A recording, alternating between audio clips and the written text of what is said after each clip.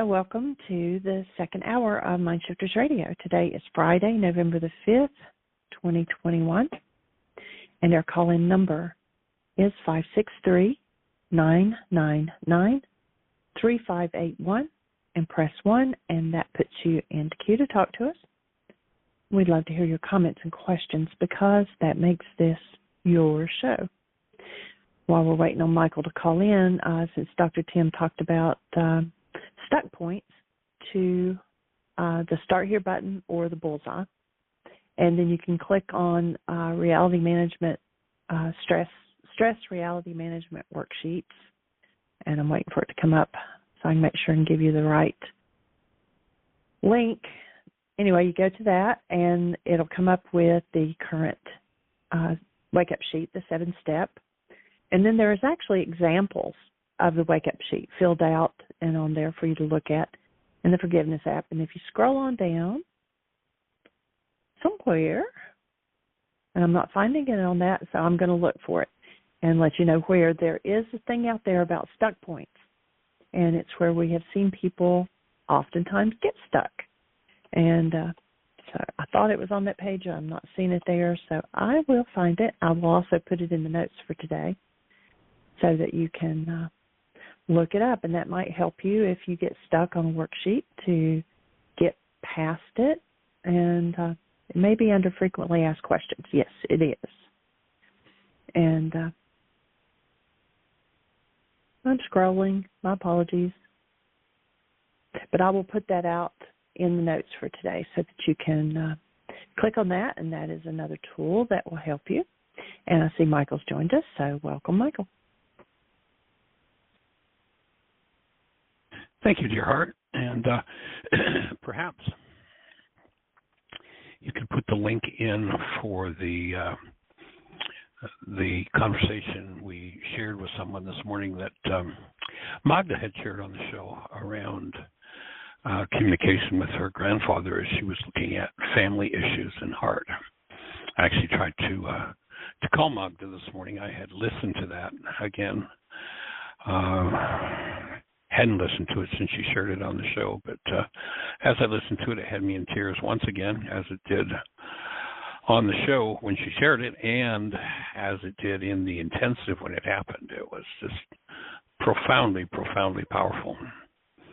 And if you weren't part of that show, you might want to go to the notes and catch the link to that. Magda had been in the codependence to interdependence intensive, the first one that we did on Zoom online, and as a result of going through the communication segment of the workshop and having been the person who, with Chuck, did the responsibility communication process, and she gave her mind shifter around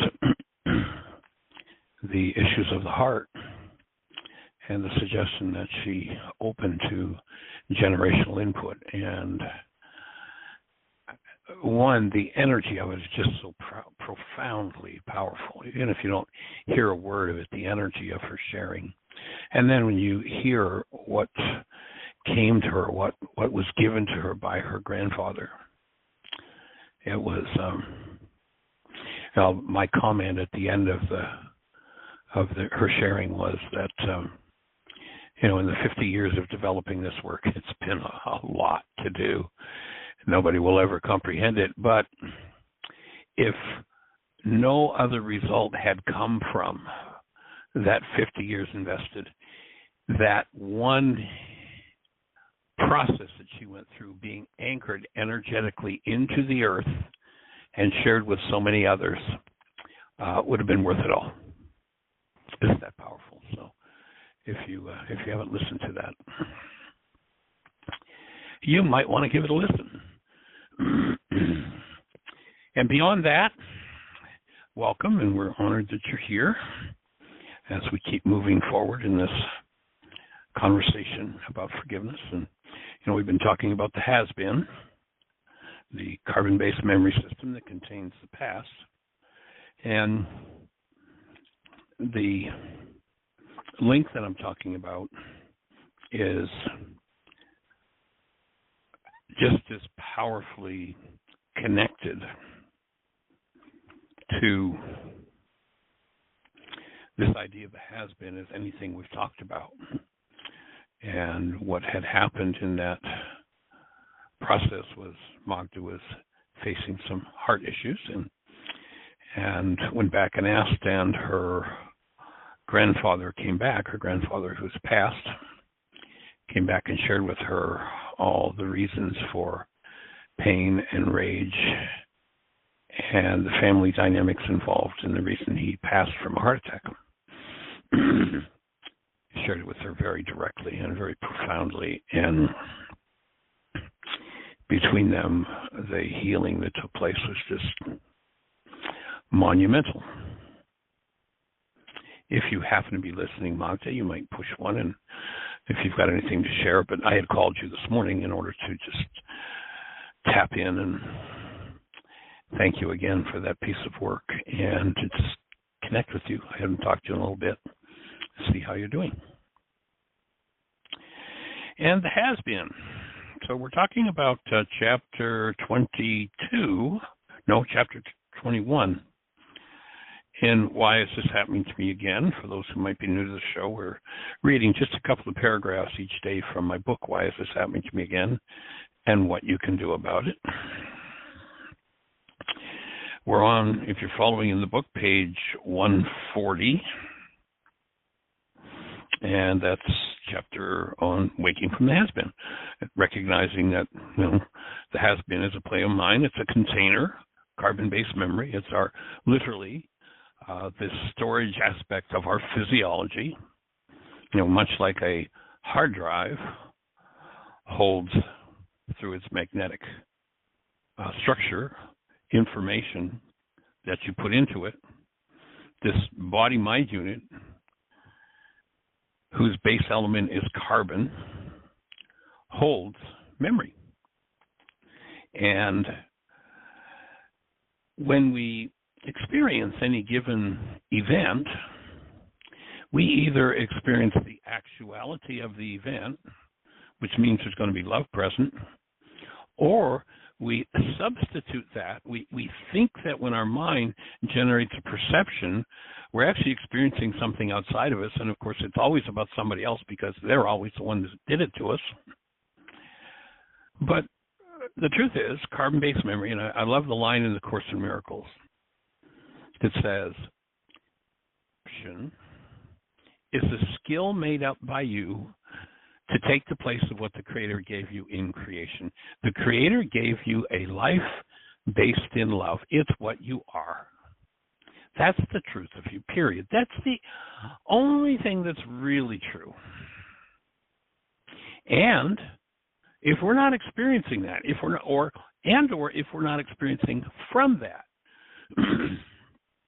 then we have a problem. And the problem is that we're believing perception, which is virtually always a reflection of a power person dynamic. And if you're not familiar with that dynamic, just briefly, there are three things that happen to instill or install a power person dynamic in carbon-based memory. One, somebody had more power over your life at some point than you did, which means this usually happens in childhood, though not always. I remember working with a guy who was in his 70s. He was in a store. The store was being robbed, and the robber pointed a gun at him, and he thought he was dead. And when he heard about this power person dynamic, all of a sudden, his changes in behavior became understandable to him. After 70 years of being a fairly, an intense guy, he went to a whole different level of violence in his way of behaving as a result of that dynamic. So that person has more control over your life than you do. They're not functioning as love. And you perceive it as survival. When those three things occur, and that survival might be physical, it might be psychological, it might be financial, whatever it is. When that occurs to someone or in someone's life, their energy field opens wide. If you could just imagine the floodgates open, and that person's carbon-based memory becomes like a sponge, and they literally suck up every energy that's in the environment. If there's rage, fear, manipulation, hatred, vengeance, pain, trauma, whatever it is, it's just all drawn in. In the future, for that person, only 3 behaviors will be possible. An original life will not be possible while those dynamics are operating. That person will always live a replicate life, and that replicate life will come from this dynamic of the power person, a self that's formed based in the power person's insanity. This is the self that Yeshua very carefully instructs must die. Nobody wants that self to die because they think what it's telling is the truth, and they think that everything it does is perfectly okay. Now, when their power person did it to them, they called it all kinds of terrible things. Look what you've done to me. But when they do it, the mind has a different story and says, yeah, well, I'm just protecting myself, or I'm just whatever, yada, yada, yada. But the 3 behaviors possible for that person at any time in the future are based in, which one is active is based in stress. When there's no stress, we'll do whatever we did to get along with that power person. When stress starts to build, we'll do what we did to resist and survive. When we become ultra-stressed, we'll do what that person did to us that we hated the most. And we'll do it to whoever our object of attention is. And that's just what runs the world.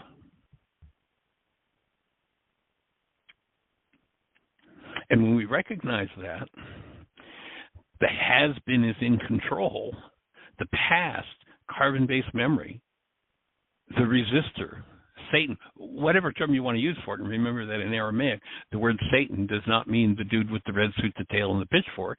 The word Satan means the resistor, one who misleads. Person laboring under the power person dynamic really believes that if they can't play that dynamic out, they will die. That is survival. And the truth is, you want that self to die. You want to get rid of yourself to make that self, to make room for the true self to come into expression. And the true self is always going to be an expression of love. And if someone comes along, and it's not something you've got choice about, the moment somebody gives you the look, the moment somebody sets up a field that resonates something of a power person dynamic in your carbon-based memory, you don't have any choice about it coming forward. It's just a simple law of resonance. If I say, don't think about the color of your car, what moves in your mind? The color of your car. There's no choice about that. It's a decision the mind makes. It's a continuous automatic process. So people will say, in fact, I had a question from somebody this morning, well, gee, I've been in this really loving space, and I don't get how in an instant it can change. Well, here's how it can change. Don't think about the color of your car. What resonates in brain cells? Whatever's there. Remember, the law of resonance is a law of energy exchange. The law of resonance, simply stated, says this. When 2 energy fields are in tune or in harmony with each other, when their atomic magnetic structures are the same, there's an exchange of energy, an exchange of information between them. The stronger of the 2 fields sets up an energy that is absorbed by the weaker of the 2 fields, and the second field begins to vibrate, begins to move. Simplest example of that movement, remember in physics class in high school, you had a middle C tuning fork on the desk, you put it near a second middle C tuning fork that was standing still, and all of a sudden the second tuning fork was making noise and was moving. How did that happen? Because the atomic magnetic structure of the 2 middle C tuning forks is the same, there's a transfer of energy. Some of the energy of the one you hit on the desk is transferred to the one that's standing still. Now, if I had a middle C tuning fork on the desk and I put it in front of a middle A tuning fork, what happens to middle A tuning fork? Nothing. There's no resonance. If pain, trauma, hate, fear, rage, guilt, grief, aberrant behavior is in you, There's no choice about it. If something comes along and resonates, it's going to move. Where your choice does lie is the instant afterward. You can choose to be a human. You can choose to stand as love and recognize that instead of formulating a perception out of that power person dynamic and having somebody else as your object of attention and blaming them, you can go, look what's moving inside of me. I need to process through this. And by so doing, you can free yourself of that dynamic that's been running your life your whole life, if you're a normal human, and is literally running the world. Now, as you dissolve that self, there comes a crisis point where it can be experienced as a very real death.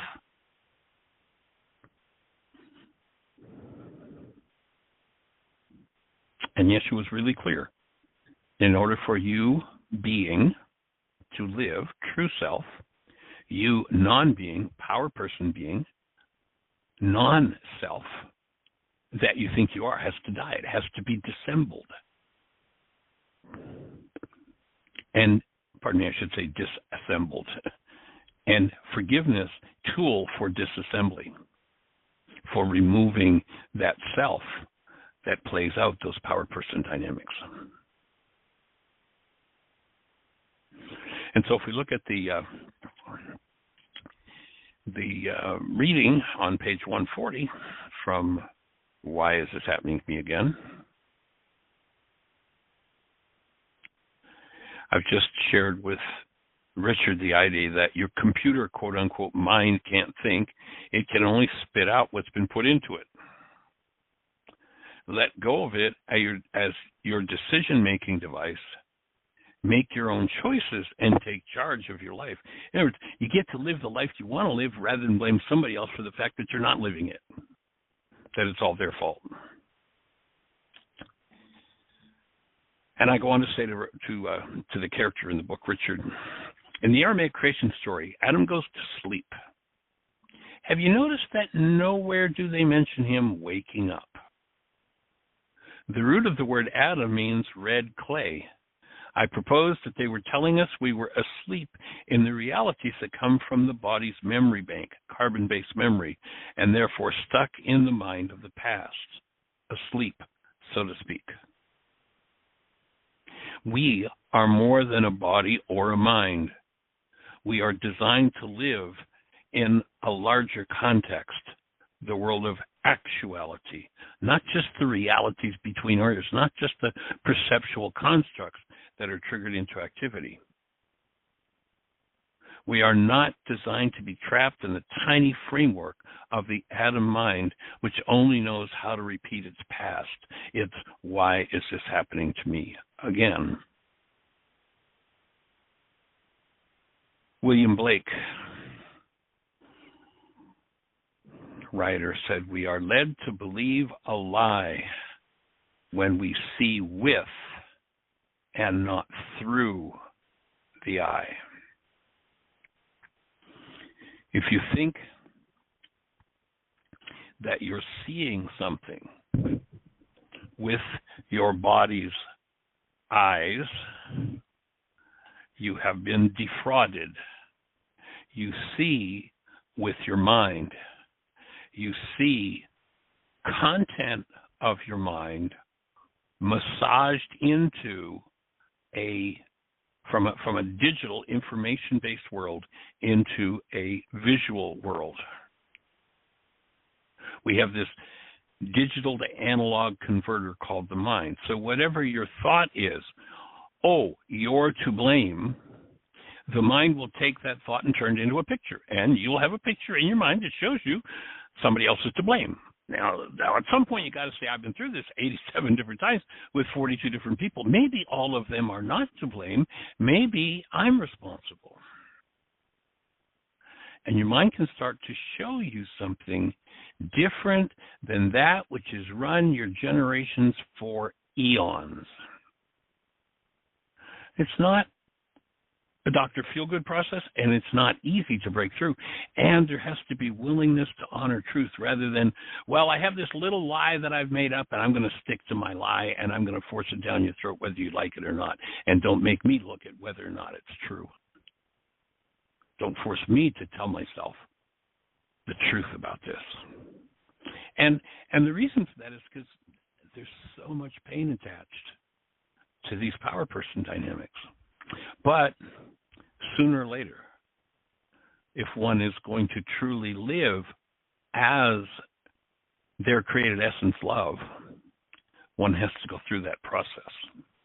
So if you've been taught to believe that your eye is a window that you look out of, you've been taught a lie, it's not a window you look out of, it's a one-way valve, you can't see out of the eye, you've never seen anything through your eyes, light energy comes in. According to what that light energy resonates in you, brain cells fire, and you see a picture world. In accord with the sounds that come into your ears, the energetic waves of vibrating air molecules that hit your eardrum, and the electrical frequencies that are generated from the movement of your eardrum, that resonates content in your mind, and that content, digital information, is converted into pictures and into sounds. And we get to see a construct that reflects that, and the seeing is happening in the mind. It is not happening through the eye. So when you recognize that perception, and I say this whenever I bring this topic up because it's such a widespread brainwash. Virtually everybody. If you ask,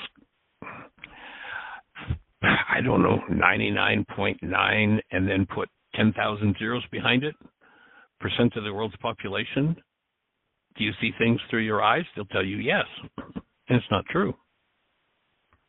You can no more see through your eyes than you can pull the wire off the back of your TV antenna and look inside of it and look out through the antenna.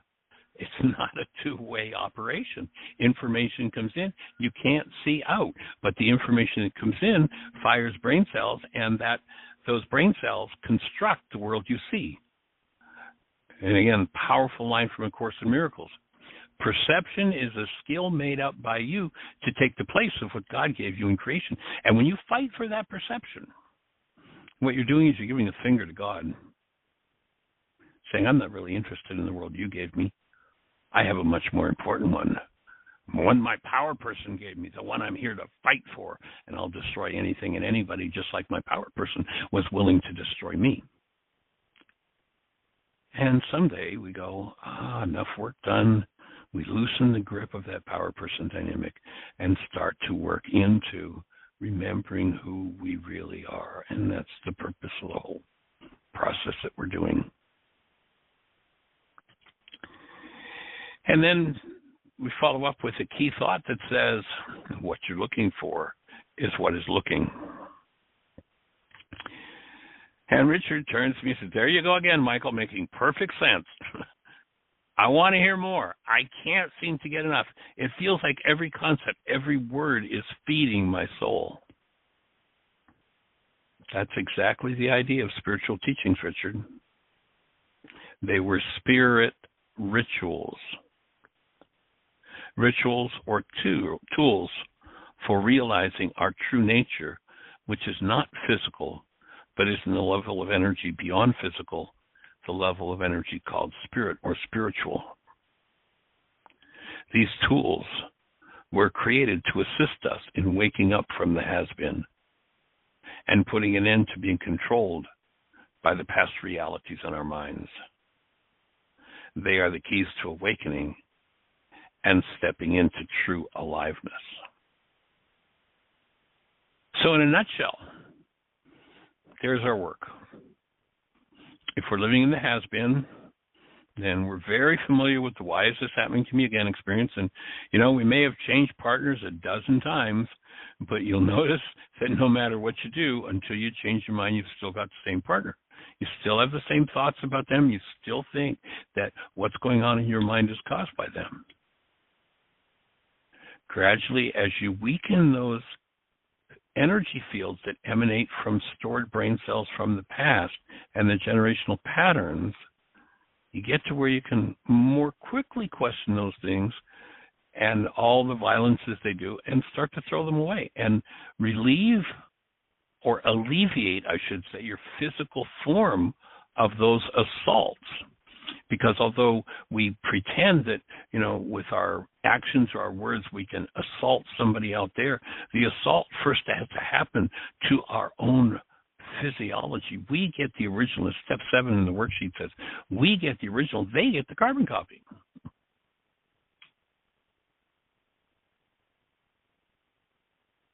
And so the whole purpose is to recognize and work toward living a life where you live out of your created essence or your spiritual nature, rather than the nature of Adam, Adamos, the red clay that holds the traumatic patterns of all of the generations. So I hope that, as a nutshell piece of information, advances everybody's comprehension of what we're doing, why we're here, what the work's about. And, of course, the core tool, the key tool, is the process of forgiveness. And, again, in a nutshell, perception is formed out of whatever's resonated by the goals that we hold for our object of attention. Perception is a construct. The construct is set in motion by something. Goal resonates content. Content generates the world we see. Now, if you remember that lesson from A Course in Miracles that we did, what is the world? That lesson starts out and says, the world is false perception. It is born of error, and it has not left its source.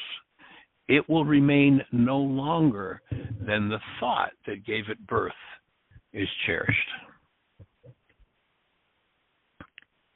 So what needs to be healed? The thought disorder behind the pained picture that we're experiencing. And the way to get to it is by removing the driver that causes it to go into activity.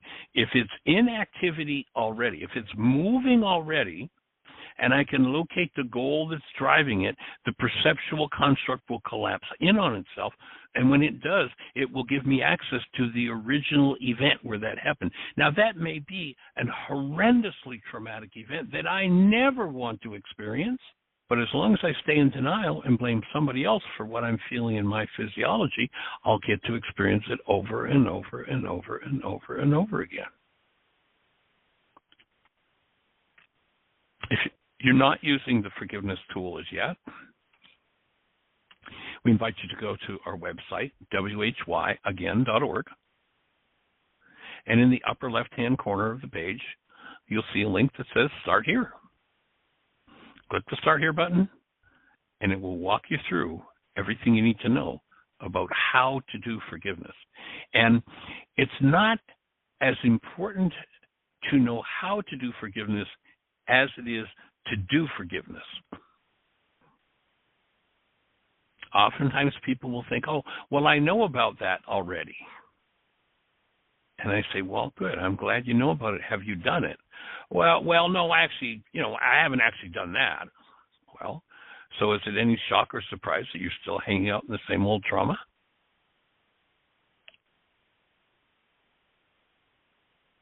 When you recognize that pained perception is the product of an interaction of a goal and pain content within carbon-based memory, and then you recognize that the word forgive, in Aramaic the word is shabag, that's been translated as forgive, actually properly translates as to cancel.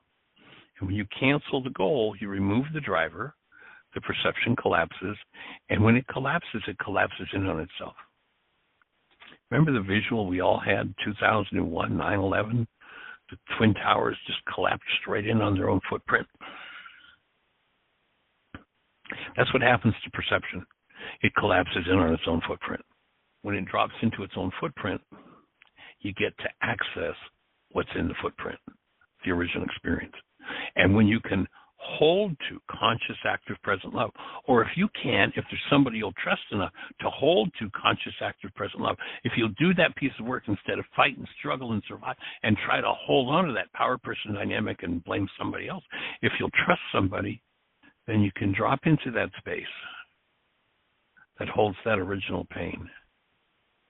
And because love is conscious, active, and present, that original pain will dissolve and disappear. And that is forgiveness. You can do the step-by-step worksheet process right there on the website live. You can print off the result from the website if you wish. You can print off the worksheets so you can use them at home.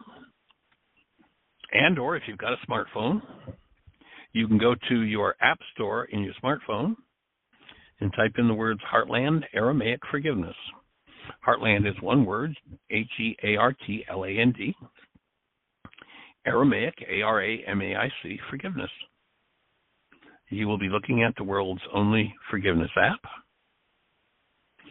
And as you step in and do the worksheet process right there, you can also print it off. You can create a PDF to save to your phone so you've got a record of the work that you've done. It was created by Jeannie, an awesome piece of work that took the investment of I don't even know how many hundreds of hours on top of how many thousands of hours it took to develop the worksheet in the first place. And if you've updated the app recently, you've noticed that there's a section in there on the commitment. And Jean's actually been communicating with the folks in India that do the technical end of it. And there's some new surprises that she's working on coming along. It turns out that actually there's a national vacation, 2 weeks of vacation in at least in the part of India where the technical team is located, and they're off work for the next 2 weeks. But she's already communicated and set up so that there'll be some other features in the app to come. So awesome work, Miss Jeannie. Thank you. It is a fabulous gift, and to recognize in this whole wide world there is one. With all the technology and all the copycatting of things, there's one forgiveness app out there, and you created it. It's pretty cool. Pretty awesome. And if you're out there in listener land and we can be of support, we've got about a half an hour for questions, so let's go for it. If you're out there, if you're on one of those stations where we can't see you in our control panel, the call-in number is 563-999-3581. If you call that number, you'll be listening to the show. And then, if you have a question, if you push 1 on your phone, we'll be having a personal conversation. Jeannie will introduce you by your area code, and we'll be having a conversation. So, Miss Jeannie, do we have anybody out there in the phone queue with a hand up or anything happening in the chat room? Well, Bob is in the chat room with us, and he just let me know that his book, which is The Gift of Depression, has now been published, and it's available on Amazon.com and .au in Australia. And cool. It's titled The Gift of Depression, My Little Scrapbook. So congratulations on that, Bob. That's awesome, Bob. I didn't know you were writing a book, so he said it took him fabulous. 10 years. I understand. Totally it took me 20. That one. It took me 20 years to do. Why is this happening to me again? And what year are you in, Jeannie, on your book at this point? What? 3, I don't know, 4? About 5, I guess. About 5. I'm looking, Bob, on Amazon.com, and it doesn't show there. I have to go to the Australian Amazon. / so Amazon.com/AU. Okay. And he's given me the Well, it's link interesting in the what people it's interesting what people create. I'm looking at some other titles around depression. Somebody has created a swearing coloring book for depression and uses the 4-letter word a couple of times in the title. Oh, my goodness. Okay, well, we'll look for your book, Bob. That's awesome. And I would have thought that Amazon would carry it here as well once it was in the Australian catalog. But anyway, and if you want to dial in and just tell us a little more about it, why don't you call in and let's have a chat about it. Maybe you can share it and inspire people to order a copy.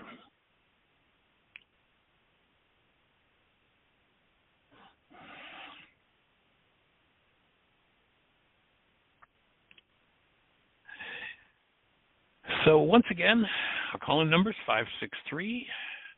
563-999-3581. If you're out there in the phone queue, or you're not in the phone queue, but you're listening to us on one of the other stations that we can't access, if you dial that number, you'll be listening to the show. Let's have a conversation. Well, I just went to Amazon.com/AU. I just emailed you the link. Oh, okay. Cool. Thanks, sweetie. So if you're out there in listener land, how can we support you? What have we said that resonates something that maybe leaves you with a question, or has resonated something for you to work on, something you have some support needs with? What can we do for you? How can we serve you in terms of making these tools your own?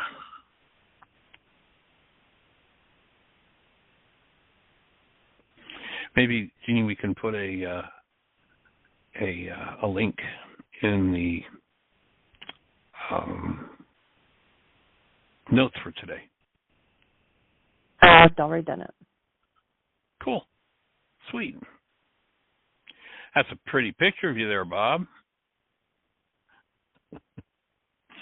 Anyway, we'll look forward to seeing it.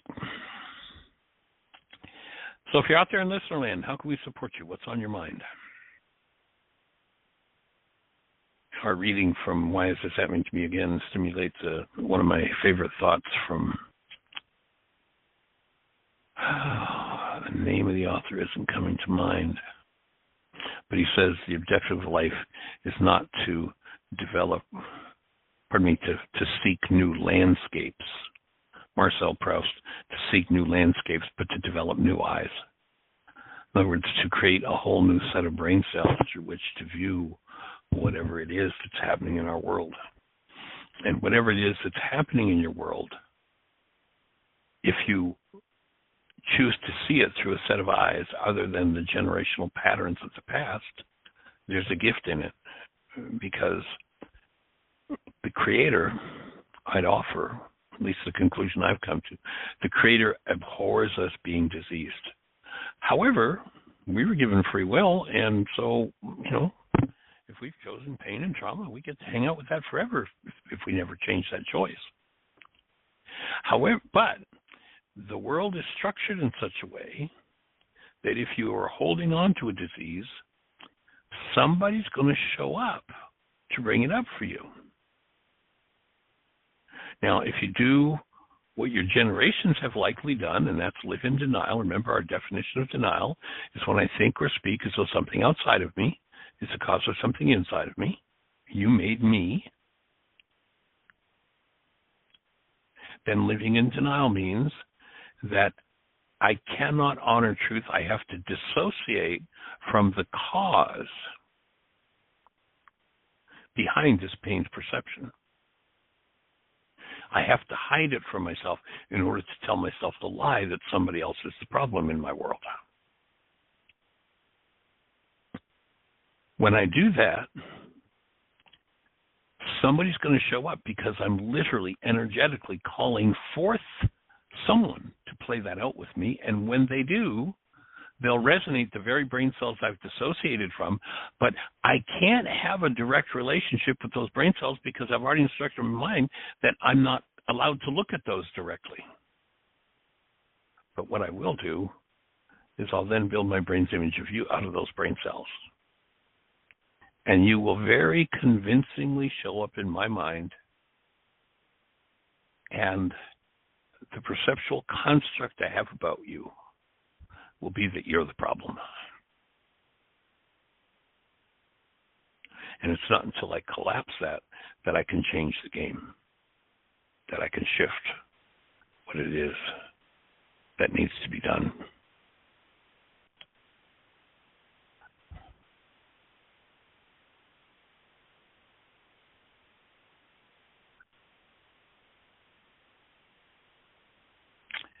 And Bob, I'm looking at the book on the Australian Amazon site, but it's not a printed book that I can do. I don't have Kindle,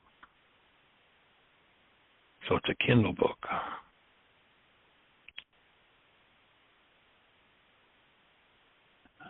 Well, we'll see. It says the paperback is to follow soon. Oh, cool. Okay, great. Well, I look forward to being able to get my hands on it and read it.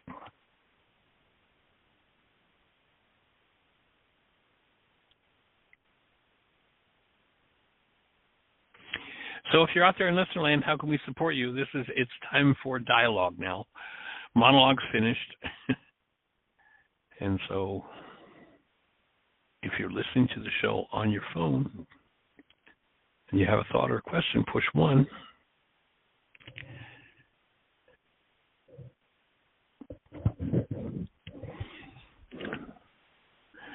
Anything for you, Jeannie, on your mind to bring forward to talk about? No, I'm good. Well, I guess if we have no conversation to be had, then we can just let go of the show for today. I'd rather continue and carry on the conversation, but I do not have a monologue prepared.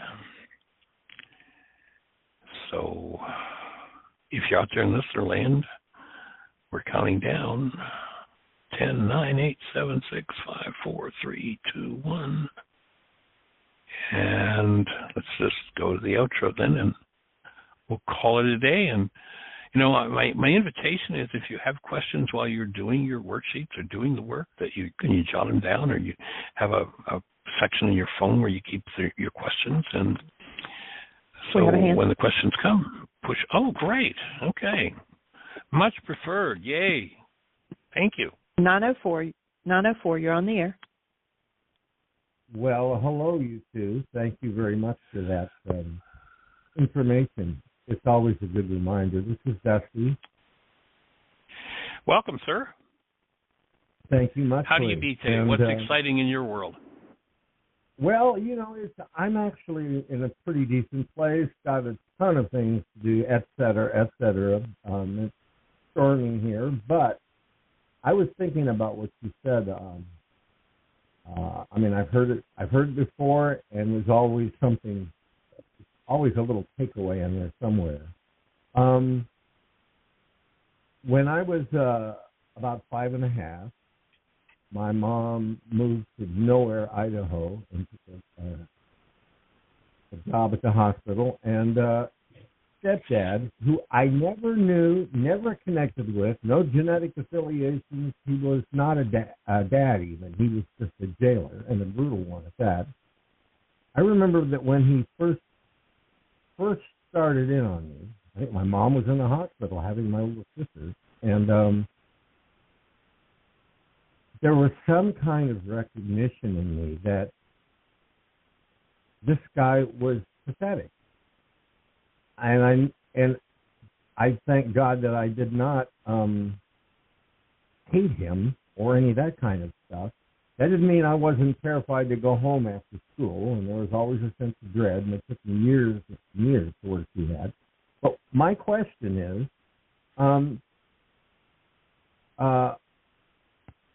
while I have sufficiently, at least for now, worked through all that initial thing, and I think because I thought he was pathetic and I didn't take that on, but there are secondary, almost like echoes or something bouncing off the wall. There are secondary little things echoes that Right. and I catch. And I wonder if you could comment on that secondary and tertiary kind of. Sure. You know, Yeah. Actually, you've given us a perfect echo for it. And one of the things we do in our Laws of Living course is we spend actually several days talking about a thing called regulatory speech. You've heard me mention it before on the show. And regulatory speech is the speech that comes from the unconscious. It's the speech that regulates literally cellular chemistry, physiology. It regulates feelings. It regulates our perceptual constructs. And it is the source of the high energy waves that leave the mind when that unconscious thought is in action, that tends to be highly energized by the fact that it's been hidden and pushed down over and over, and so it sends out the field that tends to draw people to us. Yeah. And we call the speech that is reflected by that unconscious dynamic regulatory speech. And because the world is governed by resonance, the resonance of whatever those words are reflected up. You know, Shakespeare said, "My words fly up, my thoughts remain below." In other words, this regulatory speech is reflecting something unconscious. I don't even know it's there. And my feedback to you would be, when you say, "I don't hate him," temptation would be to consider that that's coming from, it sounds like regulatory speech, and is unconscious, and that if you did a few worksheets around this fellow and hatred, you might find something that will shock you, that you do not have any conscious clue is there, but your language gives you the clue. You know, you've heard me talk many times about, just watching our speech, because our speech always tells us what's firing in brain cells. And I don't talk out of brain cells that aren't firing. An example that I like to use. So if I said, Dusty, I'm planning to drive down there and I'll see you in 3 days, I wouldn't say to you, "Oh, by the way, Dusty, I'm not going to China." Unless, for some reason, somewhere in brain cells, it was something about China. I'd just say, "I'll be driving down there, I'll see you in 3 days. China, or going to see Patrick, or going to my kids' place. None of that would come into play unless somewhere that energy was moving in me. I don't speak words that aren't about an energy moving in me. I can't. And if I speak words, then that energy is somewhere in me. And if the word not or don't, a negative precedes it, then I know that that's floating around somewhere in there. Now, if I'd have said, you told me he was pretty brutal. If I'd have said, "Well, did you hate him?" And you'd have said, "Well, Michael, I was able to hold a space for the guy, and no, I didn't have any hate for him," that wouldn't be regulatory speech. You started out with, "Yeah, I was able to hold a space for him. I understood him. I had some compassion for him," or whatever. But when the words that come out through the automatic decision system are, "Well, he was pretty brutal. I didn't hate him," chances are some worksheets will show you some hate that you might want to open and let loose of. Does that make sense? Well, yes, I hear what you're saying, and I think that's generally true. And I can't tell you the power of when I looked at him, and I knew he was pathetic. It sucked a lot of that kind of stuff out to some degree. Now, I went through the next 10, 12 years living in terror of the guy and coming home from school. Yeah, there was that. That's pretty intense. Yeah, and when I'd come to the door, instead of my usual rambunctious la-di-da self, I would come in just like I was the shadow. You know, I would just come in quiet, Right. slip in, glance, and if he was in the house, I'd glance over, and if he was in one of his raging moods, I would always see a dark cloud, like storm clouds around him. I mean, I got real sensitive with this guy. Yeah, real fast. But that's the stuff. Yeah. That's the stuff that what they call ADHD is made of. Yeah. Have you ever read the symptoms of ADHD and thought, oh, I have that? That's what's at the root of ADHD. Uh-huh. Yes. The need to be in protection mode. Right. And that was a huge thing. And I carried that in my solar plexus until I was quite a bit older.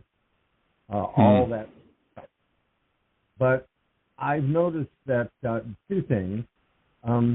In my meditation in the last couple of weeks, I think it was last night or the night before, at the very end, this big kind of uplifting of Claude, this guy, not as the other, the dark force over there, but just I brought him into me, or I brought me into him, or however that works with love.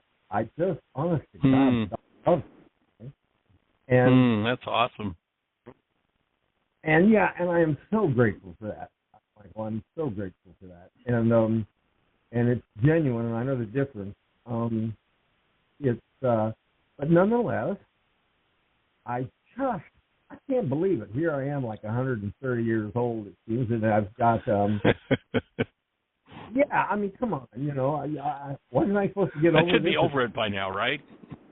Yeah, exactly. But, you know, here's the thing to understand about denial, and remember, again, our definition of denial is when I think or speak as though something outside of me is the cause of something inside of me. I just locked whatever that information is away in a safe, and I threw away the key. It's not mind access anymore. That's when I originally created the workshop, Why Is This Happening to Me Again? And for the first 20 plus years of teaching it, there was a string of words that were always connected, and the words were deny, suppress, project. What I just explained a few minutes ago was deny, dissociate, project. And it was, I don't even know now, 10, 11, 12 years ago, 8 years ago, I'm not even sure, when I'm doing some work of my own, and I was given specific instructions. Michael, that tagline on your workshop has to change. It isn't suppressing. You know, suppress is, well, I've hidden this from myself. It isn't hiding it. It's I've locked it in the safe and thrown away the key. Forgiveness is the key. We can open the safe again and clean it out. But at that point, there is no even the remotest ability to access that until I have the key and can open that safe again. It's just gone. It plays out over and over and over again. It regulates everything, but it's gone from awareness. I hear what you're saying. And I don't know whether it's because I don't know what the order of things are. It's really a non-linear universe, and but I have found that coming up out of my subconscious, I find myself in a very kind of what you're talking about. In a way, it's a very subtle, just under the radar, where we're mumbling, to myself about something that was an echo of that, and it would come up, and I would catch myself at it, and I would just be mortified because I just spent an hour dwelling on something just utterly stupid, it seemed like, but because it bubbled up, I've been able to directly access solution or forgiveness or whatever it is it takes. I mostly just awareness that that's bubbling up and look at it. Oh, there is secondary and tertiary, whatever, out from this thing. And, right. it's been a real shift that those things have bubbled up because I've wasted a lot of time in the last while with that. Yeah, I hear you. And it's powerful that you got to that place of compassion with him recently. That's like a monumental piece of work when you think about the way a kid interprets what's going on around them, and it's that violent and it's that vicious. To get to that space, to even start to approach the kind of compassion to embrace somebody that's been that brutal, that's a pretty profound piece of work. Nice going. Thank you very much. And it's yeah, you know what? I really get it. You know, in a way, we can't judge others. I mean, we can't judge others no matter what. We have no idea. No. But, you know, whether what happens to them early in this life or other lives or however it works. But I will tell you the happy point on this, and I think I've mentioned it once, but it's probably worth mentioning again right now, is that, by the way, can you hear me okay? My phone. Yeah, you're fine. Yeah. Okay, good. It's a little bit wobbly, but you're understandable. Okay, good. In the, I don't know, early middle 90s, I knew a mother and a son, and he was about 6, a little over 6, a little about the age I was at that time. But at any rate, he kept an eye on me. He would just leave him at someone's door and say, "Can you watch David for a couple hours?" And he'd come back in a couple of days. You know, that kind of thing. And he was turning into angry, raging, and he was a tough little bugger. I mean, he was the most physical. I wish I had his weight strength ratio. I'd be fighting him. And so I said, why don't I just take David on for a while?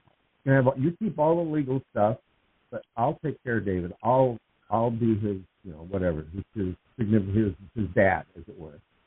And he was actually kind of glad to get rid of him, and that someone made such an offer. And I said, there's one catch, though. I said, or one stipulation. It wasn't a catch. You can't micromanage me. Either you trust me or you don't. Right. Yeah, I trust you. And boy, I have to tell you, Michael, this was quite a training ground for me. Because, he challenged every resource you had? Oh, boy, did he, because he was already at the point where he was incorrigible. His mother couldn't nobody could handle him. His own dad out handling him. But I was real yang and physical, and he was yang and physical, and we were just like yang and physical together, you know, and we were good that way. But I guess I had to be, it was so good because I had to be I was just the opposite in a sense, but not so much by design as just by and what was needed. I had a chance that my stepdad never took, but I had a chance, and I was real clean with David, and I found that when I said something, I had to be clear about what I said and back it up. And always fair. There had to be a lot of tough love in this. And but it was really good for me because it didn't allow me to do what I love to do, get a little metaphorical or a little bit abstract and that sort of thing. No, I had to be very exacting, and it had to be concrete. And concrete, yeah. It had to be concrete. Yeah. And it had to be a loving win-win. That's what it had to be. And if it wasn't, then I had to back it up in whatever way I said I would. And it was like going through the washing machine for me, in a sense. Not why I did it, and at the very end, and I talked with him recently. And of course, he's got cool. That was going to be my question. Are you still in touch with him? That's awesome. Yeah, I am, and he remembers calling me at the end of all this, or near the end of all this.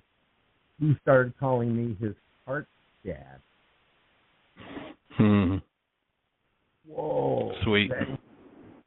Oh yeah, I couldn't. Oh man, that was the second biggest gift, and. Wow. Yeah. So I just wanted yeah, when you make that I, kind of contribution to somebody's life. Yeah, and so I guess anyways, I thought it was kind of a success story, and I feel really good about you.